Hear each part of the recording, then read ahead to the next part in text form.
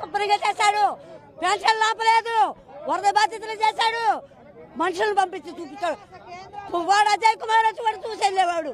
ఇప్పుడు ఈ మంత్రులు ఎవడు రాలా, మాకు పెన్షన్లు ఇవ్వట్లేదు, మా సావులే ఎదురు చూస్తున్నాడు.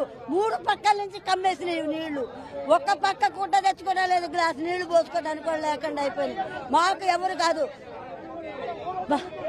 కేసీఆర్ చేశాడు, రేవంత్ రెడ్డి చేయలేదు, కొంగులేటి సీలు చేయలేదు, పెన్షన్లు కూడా ఇవ్వట్లేదు.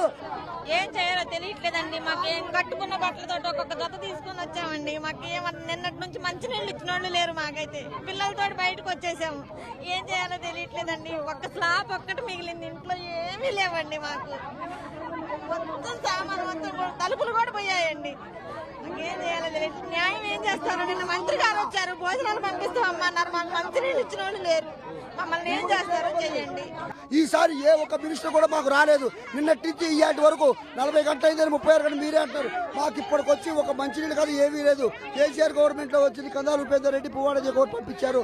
మాకు ఇప్పటికొచ్చి ఎవరు న్యాయం చేయలేదు. ఆఖరి గవర్నమెంట్ ఆఫీసులు కూడా లేదు. ఇవాళ పోలీసు వాళ్ళు ఇప్పుడు వచ్చి మాకు చెప్తున్నారు, సార్ మరి నిన్న పొద్దున్న నుంచి సాయంత్రం 6 గంటల వరకు 13 అడుగులు నీళ్ళల్లో ఉన్నాం కదా మేము, మమ్మల్ని కాపాడే నాదులు ఎవరున్నారు సార్? ఇవాళ వచ్చి మాకు మీరు లెగండి, జనం ఇట్లా చచ్చిపోతున్నారు, ఆగిపోతున్నారు అంటారు. మా బతుకులు ఎవరికి చూసుకోవాలి సార్? ఇప్పుడు మాకు న్యాయం జరగాలి. మీ అందరికీ చేతులెత్తి దండం పెడుతున్నా. మా పిల్ల జిల్లా మంచి చచ్చిపోతున్నారు సార్, మీరు కాపాడండి సార్. మా కోసం ఎవరు అర్థం చేసుకోవట్లేదు. ఏ మినిస్టర్ రాలే. టీఆర్ఎస్ ప్రభుత్వం ఉన్న రోజులు మాకే ఇబ్బంది లేదు, పబ్లిక్ ని ఇబ్బంది పెట్టలేదు.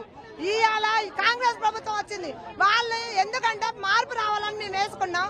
మాకు సరైన బుద్ధి చెప్పారు, మాకు న్యాయం జరగాల, పొంగులేటి సీనన్న రావాలా, రేవంత్ రెడ్డి మాట్లాడాలా, మాకు పర్మనెంట్ సొల్యూషన్ ఇస్తేనే ఇక్కడ నుండి మేము కదులుతాం. లేదా మాకు ఇంతకేదైనా ప్రమాదం వస్తే పోయి ఏట్లా దూకుతాం.